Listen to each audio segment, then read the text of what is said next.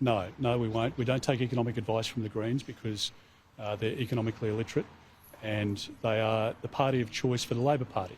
And don't forget that the Labor Party at the moment is driving up the price of utes and family cars with their great big new tax because they want to win votes off the Greens in Sydney and in Melbourne in the inner city suburbs. We're not going to sell our country out.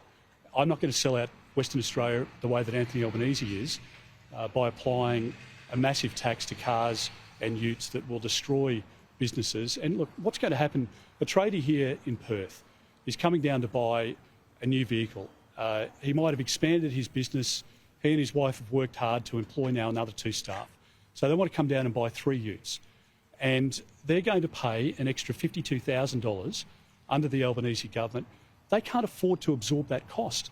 So when you call for the plumber or when you get the electrician around or you want an extension priced or you're buying a new home, that cost is going to be passed on to you. And as Angus pointed out before, there's $209 billion worth of extra spending under this government in just 18 months. That's why inflation is higher here than in most comparable countries, and that's why you're paying more for your interest rates and therefore more for your mortgage. And it wasn't too far from here at Optus Stadium where Anthony Albanese, as the opposition leader, promised that your mortgages would come down. The Reserve Bank's met on 19 occasions. Interest rates have gone up on 12 occasions, and on 7 occasions they've left them where they are. The Greens and the Labor Party are blood brothers, but they're hopeless at managing the economy. And if you want to pay more for cars and utes and you want to pay more for electricity, vote for Anthony Albanese. But I don't think your family can afford another 3 years of Anthony Albanese. Yeah.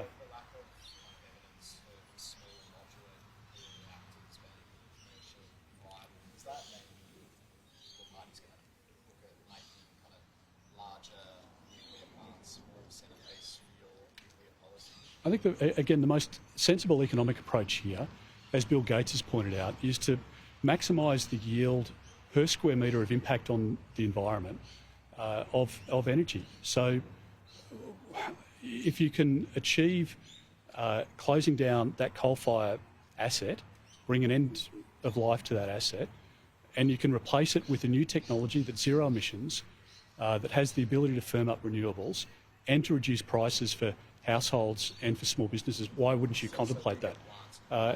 No. The point is that we'll have a look at each of the sites, which we've done, and we'll provide that advice in due course. But there are different solutions depending on the capacity that you need at those individual sites. And this is my point about having the most efficient use of that square meterage or that hectare of land, making sure that you can get the maximum yield of energy so that we can have a less environmental impact and there's less economic damage. As we're seeing at the moment, the 28,000 kilometres of poles and wires that the Prime Minister is proposing, they go through prime farming land. They go through national parks. Under our plan, there's none of that because you've got an existing distribution network already. It not only saves $1 trillion, which ultimately is going to be paid for by taxpayers under Mr Albanese's plan, but it means that you don't have that environmental impact.